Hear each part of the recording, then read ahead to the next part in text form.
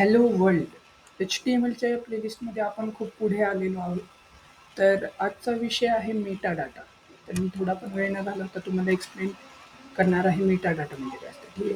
तर Meta data बाकी काही नसतं. एक सिंपल वर्डमध्ये म्हणायला गेलं तर मेटा डाटा हे इन्फॉर्मेशन अबाउट डाटा म्हणजे डाटाचा डाटा त्याला आपण मेटा डाटा असं म्हणतो. ठीक आहे.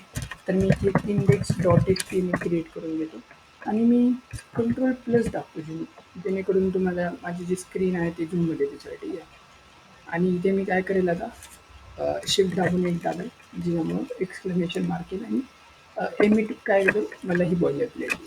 ठीक आहे. थीम थोडीशी चेंज करतो कारण मला ही थीम तेव्हा आवडते जेव्हा मी प्रोजेक्टवरती वर्क करत असतो. तर हां, आता ठीक आहे. टॅब दाबतो मी इथे ते इथे इथे इथे मी काय करतो M L meta meta data. ठीक आहे. त्या मेटा डाटा काय मी तुम्हाला सांगितलं.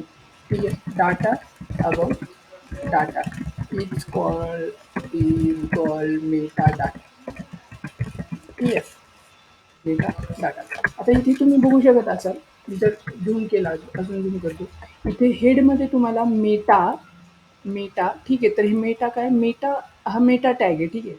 जो की एक एमटी टॅग आहे. एमटी टॅग म्हणजे काय तर एमटी टॅग म्हणजे ज्याला क्लोजिंग टॅग नसतो त्याला आपण एमटी टॅग म्हणतो. ठीक आहे. आणि इथे तुम्हाला दिसतंय कॅरेक्टर सेट UTF-8 जे की तुम्हाला इथे पण दिसतंय सिलेक्ट एन्कोडिंग. ठीक आहे. आणि HTTP कोईमध्ये तुम्हाला XUA कॉम्पिटाईल कंटेंट IH. ठीक आहे. कॉम्पिटेबल IH हे दिसतंय तुम्हाला. व्ह्यू पोर्ट जे आहे ते इनिशियल स्केलवरती सेट आहे. तर आता जे मेटा डाटा आहे म्हणजे मेटा टॅग त्याचे काही ॲट्रिब्यूट पण असतात.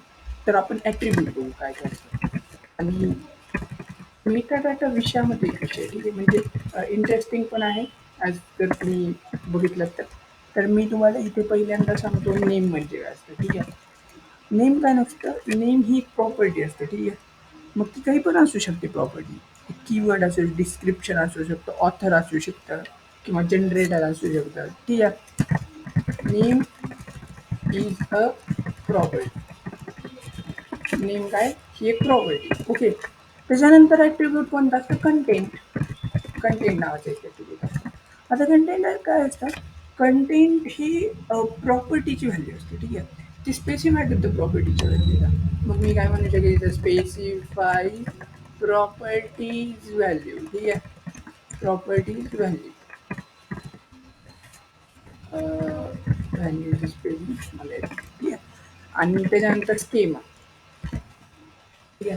स्कीम तुम्ही काही पण म्हणू शकता याला specify scheme to interpret the properties value. म्हणजे स्कीम काय असते की त्या प्रॉपर्टीच्या व्हॅल्यूला इंटरप्रिट करायचं काम करते. आता तुम्हाला ह्या गोष्टी आहेत त्या डोक्यावरून जात असतील आय नो.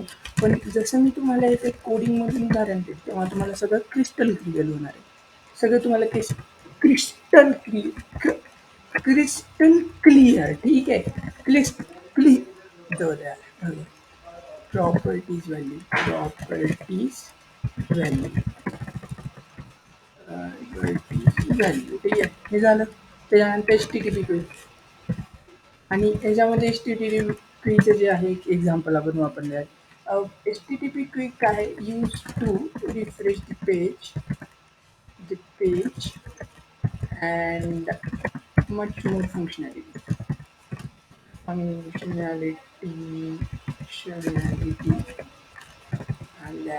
functionality. ठीक आहे. अँड रिडायरेक्शन म्हणजे तुम्हाला जर असं वाटलं की युजर व्हॉट्सॲप म्हणजे युजर वेबवरून एक 5 सेकंदानंतर फेसबुकवरती जावं किंवा 5 सेकंदानंतर गिटवरती जावं तर त्याच्यासाठी तुम्ही काय करू शकता HTTP वापरू शकता. ठीक आहे. तिथे HTTP कॉम्पिटेबलमध्ये वापरले. तर हे काही ॲट्रिब्यूट आहेत. ओके. आता तुम्हाला ह्याच्यातलं एक ॲट्रिब्यूट मी इथे यूज करून दाखवू शकतो हे वालं. ठीक आहे. आता मी इथे काय म्हणू शकतो मेटामध्ये मी काय म्हणू शकतो नेम जे आहे ते आहे ऑथर. ठीक आहे. नेम काय ऑथर आणि ऑथर कोण ऑथर म्हणजे कंटेंट कळते तुम्हाला ऑथर कोण आहे नाहीतर आलं करतो बघूया. ऑथर वन दी प्रोग्राम. ठीक आहे. तर आपण काय केलं, नेम इज प्रॉपर्टी. आता ही जी आहे ऑथरिक प्रॉपर्टी. ठीक आहे. ऑथर काय प्रॉपर्टी. इथे काय असू शकलं असतं, डिस्क्रिप्शन असू शकलं असतं. ठीक आहे. त्याच्यानंतर काय ऑथर असू शकलं असतं जे तुम्ही सेट केलं. त्याच्यानंतर काय रिवाईज. ठीक आहे. पुन्हा काय असतं आपलं जनरेटर, इन्क्लूड कीवर्ड्स. तर ह्या गोष्टी इथे असू शकतात. तर मी इथे हे सेट केलं.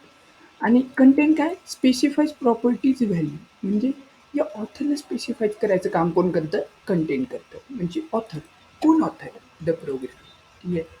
आणि मी याला लाईव्ह सर्व्हरमध्ये ओपन करायचं म्हणलं तर बाय द वे माझं लाईव्ह सर्व्हर ओपन होत नाही आहे. म्हणजे ओपन होतं आहे पण ते ह्याच्यात फायरफॉक्समध्ये ओपन होतं आहे, जे की मला अजिबात आवडत नाही. मग तुम्ही या पेजला कसं क्रोमवरती ओपन करा मी सांगा. तुम्ही फाईलमध्ये जा, जिथे तुमची फाईल जी आहे सेट आहे दोन्ही.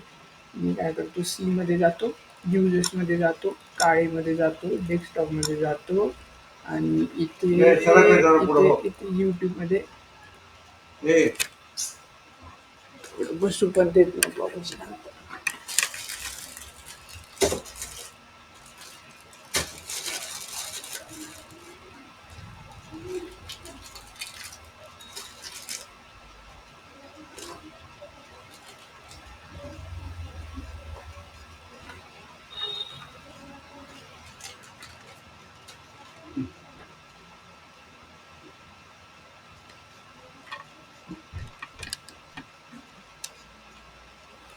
यूट्यूबवरती इथे CMD. ठीक आहे.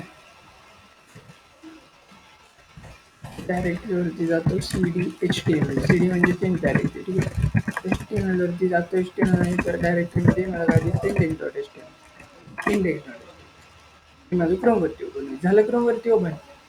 आणि हे क्रोमवरती ओपन झाल्यानंतर काय होईल, होतं हे ओपन होतं, झालं ओपन. ठीक आहे. मी इथे काय करतो, व्यू पेज सोर्स करतो, कंट्रोल व्यू. आलं याचं व्यू पेज सोर्स. आणि इथे काय दिसतं तुम्हाला, author is equal to the program. Okay. तर या गोष्टी अशा पद्धतीने वर्क होतात. तर पुढच्या ह्याच्यामध्ये मी तुम्हाला सांगेल की स्केमिंग काय करतं आणि HTTP क्वी नेमकं काय करतं ते. थँक्यू मित्रांनो, हा व्हिडिओ